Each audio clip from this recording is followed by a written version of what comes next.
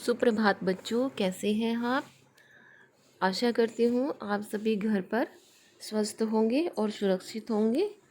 आज हम अपनी इस वीडियो में कक्षा 12वीं के पाठ पतंग जो कविता है आलोक धनवा जी के द्वारा लिखी गई उसकी व्याख्या पढ़ेंगे। तो सबसे पहले हम आलोक धनवा जी के बारे में जानेंगे कि वो कौन थे, और उसके बाद इस कविता में जो बच्चों का बाल सुलभ जो क्रियाएं हैं उनके बारे में उन्होंने वर्णन किया है।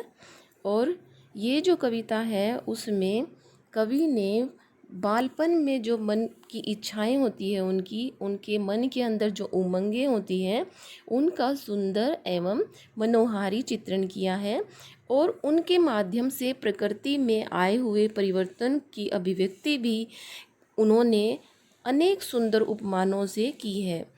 तो पतंग बेटा देखो, बच्चों की उमंगों का एक सपना होता है रंग बिरंगा, और वो क्या करते हैं, उसको उड़ाते हैं, और उसको उड़ाते हुए यह भी चिंता उनके मन में नहीं होती कि वो गिर जाएंगे। फिर गिर कर कैसे संभलते हैं, और फिर पहले दुगने साहस के साथ वो पतंग को ऊंची उड़ान तक ले जाते हैं। और इस प्रकार जो उनकी निडरता है वो इस कविता में दिखाई गई है। तो सबसे पहले हम आलोक धनवा जी के बारे में पढ़ेंगे कि वो कौन थे। आलोक धनवा जी का जन्म सन 1948 ईस्वी मुंगेर बिहार में हुआ था। उनकी रचनाएं जो है वो विश्व प्रसिद्ध हैं, लेकिन उनकी पहली कविता जनता का आदमी 1972 में प्रकाशित हुई। उसके बाद भागी हुई लड़कियां, ब्रूनो की बेटियां से प्रसिद्धि मिली उन्हें। उसके बाद दुनिया रोज बनती है उनका एकमात्र संग्रह है। तो बेटा इन्हें जो है साहित्य सेवा के कारण कौन कौन से सम्मानों से पुरस्कारित किया गया था, तो उनमें है राहुल सम्मान, बिहार राष्ट्र भाषा परिषद का साहित्य सम्मान, बनारसी प्रसाद भोजपुरी सम्मान, पहल सम्मान, जहाँ नदियाँ समुद्र से मिलती हैं वहाँ मेरा क्या है मैं नहीं जानता लेकिन एक दिन जाना है उधर। तो ये इस तरह की काव्य जो पंक्तियाँ हैं उन के द्वारा जो है उन्होंने लोगों का ध्यान अपनी तरफ आकृष्ट किया है। तो एक कवि के रूप में उन्हें एक विशेष ख्याति प्राप्त हुई है, और उनकी लेखनी जो है वो कहीं भी निरंतर जो है वो चलती रहती थी, अबाध गति से साहित्य सृजन के लिए चलती ही रहती थी। तो उन्होंने जो उनकी जो साहित्यिक जो विशेषताएं थी बेटा वो भी बहुत ही ज़्यादा रुचिकर थी। तो 7वें-8वें दशक में कवि आलोक धनवा ने बहुत छोटी सी अवस्था में ही अपनी गिनी चुनी कविताओं से अपार जो है वो लोकप्रियता अर्जित की। सन 1972-73 में प्रकाशित इनकी आरंभिक कविताएं हिंदी की अनेक गंभीर काव्य प्रेमियों को जबानी याद कर रही हैं। तो आलोचकों का तो मानना है कि उनकी कविताओं ने हिंदी कवियों को इतना प्रभावित किया कि इसका मूल्यांकन अभी ठीक से हुआ नहीं है। तो इतनी व्यापक यानी उनकी जो प्रसिद्धि थी वो दूर दूर तक फैली हुई थी, क्योंकि उनके साहित्य में राष्ट्रीय चेतना के भाव की भी प्रमुखता थी। तो आलोक धनवा जो है बेटा ये बाल मनोविज्ञान के कवि थे। तो कहते हैं कि इतनी सारी जो थी वजह थी उसे बनी हुई अपेक्षाओं के दबाव के चलते आलोक धनवा ने कभी थोक के भाव में लेखन नहीं किया। सन 72 से लेखन आरंभ करने के बाद उनका पहला और अभी तक का एकमात्र काव्य संग्रह सन 1998 में प्रकाशित हुआ। और काव्य संग्रह के अलावा इन्होंने देश के विभिन्न हिस्सों में सांस्कृतिक और सामाजिक कार्यकर्ता के कार्य भी किए, और जमशेदपुर में अध्ययन मंडलियों का संचालन किया, और रंगकर्म तथा साहित्य पर कई राष्ट्रीय संस्थानों और विश्वविद्यालयों में भी अतिथि व्याख्याता के रूप में भागीदारी की। फिर पाठ्य पुस्तक में ली गई जो ये कविता है बेटा वो आलोक धनवा के एकमात्र संग्रह का हिस्सा है। ये एक लंबी कविता है जिसके तीसरे भाग को जो है वो पाठ्य पुस्तक में शामिल किया गया है। तो कहते हैं इसमें कवि ने पतंग के बहाने कविता में बाल सुलभ इच्छाओं और उमंगों का सुंदर चित्रण किया है। बाल क्रियाकलापों और प्रकृति में आए परिवर्तन को अभिव्यक्त करने के लिए सुंदर बिंबों का उपयोग जो है इसमें किया गया है। पतंग बच्चों की उमंगों का एक रंग बिरंगा सपना है। आकाश में उड़ती हुई पतंग ऊंचाइयों की हदें यानी बहुत दूर तक चली जाती है। बालमन जिन्हें छूना चाहता है और उसके पार जाना चाहता है। तो बच्चों का बचपन होता है बेटा, वो सोच समझ के नहीं करते कि कहाँ क्या कर रहे हैं। तो वो जो है उनके मन में कहते हैं एक निष्कपटता होती है, निश्चलता सी होती है, उसके अनुसार वो अपने कार्य करते हैं। वो उसमें हानि या लाभ के बारे में नहीं सोचते। तो कहते हैं जहाँ तितलियों की रंगीन दुनिया है, दिशाओं के मृदंग बजते हैं, जहाँ छतों के खतरनाक कोने से गिरने का भय है, तो दूसरी ओर भय पर विजय पाते बच्चे हैं जो गिर गिर कर संभलते हैं, और पृथ्वी का हर कोना खुद ब खुद जो है वो उनके पास आ जाता है। तो वे हर बार नई नई पतंगों को सबसे ऊंचा उड़ाने का हौसला लिए फिर भादों यानी अंधेरे के बाद की शरद यानी शरद ऋतु की प्रतीक्षा कर रहे हैं। क्या आप भी उनके साथ हैं? तो देखिए हम अब एक कविता पढ़ेंगे कि उसमें किस तरह से जो है वो बच्चे अपनी क्रियाएं करते हैं, अपनी चेष्टाएं करते हैं। तो सबसे तेज बौछारें गई, भादो आया। तो कवि कहते हैं कि भादो यानी बरसात का एक महीना है। इशारों से का अर्थ होता है बेटा संकेतों से। कहते हैं सबसे तेज बौछारें गई, भादो आया। भादो यानी बरसात का एक महीना। तो कहता है कि खरगोश की आंखों जैसा लाल सवेरा, शरद आया पुलों को पार करते हुए, अपनी नई चमकीली साइकिल तेज चलाते हुए, घंटी बजाते हुए, जोर जोर से चमकीले इशारों से बुलाते हुए, पतंग उड़ाने वाले बच्चों के झुंड को चमकीले इशारों से बुलाते हुए और आकाश को इतना मुलायम बनाते हुए कि पतंग ऊपर उठ सके, दुनिया की सबसे हल्की और रंगीन चीज उड़ सके। तो इसमें कवि जो है कहते हैं बेटा कौन, आलोक धनवा जी। वो कहते हैं कि कवि ने इसमें प्राकृतिक जो है परिवर्तन के साथ साथ जो बचपन के मन की जितनी भी भावनाएं होती हैं और उनके द्वारा जो क्रियाएं की जाती हैं उनका मनोहारी वर्णन किया है। तो कवि कहते हैं कि प्रकृति का अद्भुत जो सौंदर्य है वो परिवर्तित हो गया, अब बदल गया है, बदल गया ना। कहते हैं तन मन को भिगो देने वाली जो तेज बौछारें हैं कौन सी, वर्षा की, तो अब जो है कहता है वो बरसात का महीना भी समाप्त हो गया है। तो खरगोश की आंखों जैसा लाल सवेरा, खरगोश की आंखों के समान लालिमा और चमक से युक्त सवेरा जो है उसका उदय हो गया है। और दूसरी तरफ शरद का महीना भी अनेक झड़ियों और बौछारों को पार करते हुए वो भी आ गया है। तो कवि जो है शरद ऋतु का मानवीकरण करते हुए कहते हैं कि शरद ऋतु जो है अपनी नई चमकदार जो साइकिल है उसको क्या कर रही है, तेज गति से चलाते हुए और जोर जोर से उसकी घंटी जो है बजाते हुए, साइकिल की घंटी बजाते हुए क्या करती है, पतंग उड़ाने वाले बच्चों के समूह को सुंदर संकेतों के माध्यम से बुला रहा है। तो कहते हैं कि उसने अपने चमकदार संकेतों और मधुर ध्वनियों से आकाश को इतना कोमल बना दिया है। किससे, उन इशारों से। कहता है कि उन इशारों से आकाश को इतना कोमल बना दिया है कि पतंग ऊपर उठ सके, दुनिया की सबसे हल्की और रंगीन चीज उड़ सके।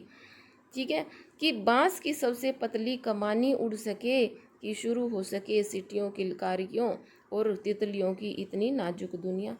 तो कहता है कि पतंग इस असीम आकाश में ऊपर उठ सके, कवि कल्पना करता हुआ कहता है, ताकि दुनिया की सबसे हल्की कोमल और रंगीन जो है रंग बिरंगी वस्तुएं वो भी उड़ सकें।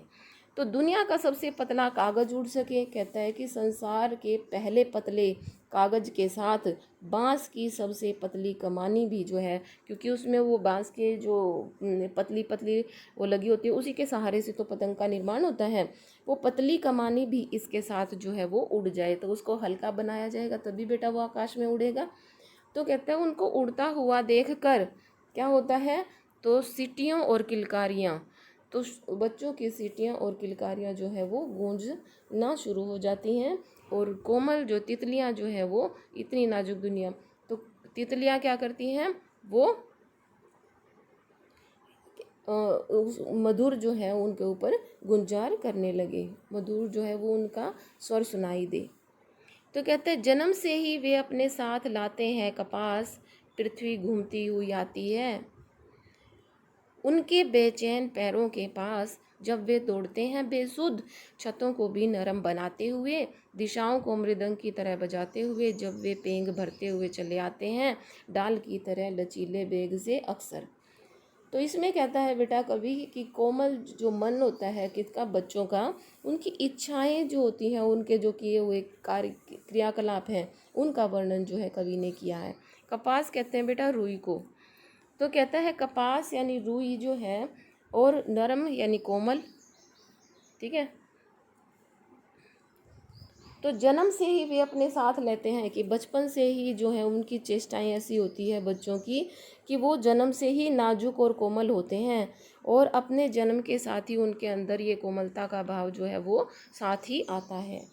तो बच्चों की कोमलता यानी पृथ्वी घूमती हुई आती है उनके बेचैन पैरों के पास। तो उनकी कोमलता, मन की कोमलता को देखकर पृथ्वी भी उनके पास जो है क्या है, उनसे मिलने की इच्छुक होकर उनके पास आ जाती है। वो भी उनसे मिलने के लिए लालायित रहती है।